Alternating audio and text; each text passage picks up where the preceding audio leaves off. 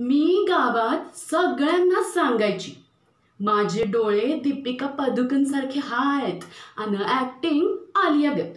पण पागल लोक भरोसाच ठेवायचे नाहीत माझ्यावर. पण आता माझं पिक्चर आल्यावर समजे ठेवतील.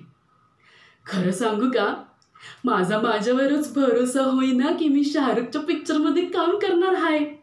तुम्हाला सांगते, जिंदगीभर भुलणार नाही मी त्यो पल. लय भारी वाटतंय. मी लय मोठी फॅन आहे शाहरुखची. माझ्या गावात जत्रेत शाहरुखचं पिक्चर लागायचं तेव्हा माझं दिल असं नुसतं धक धक धडकायचं. कधी एकदा जाऊन शाहरुखला बघते असं व्हायचं मला. तेव्हाच ठरवलेलं मी शाहरुख संग एक तरी पिक्चर करणार म्हणून.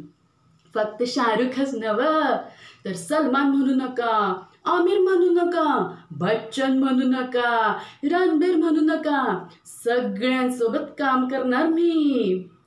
मी हिरोईन झालेली बघून माझ्या घरातले तर पागलच होतील.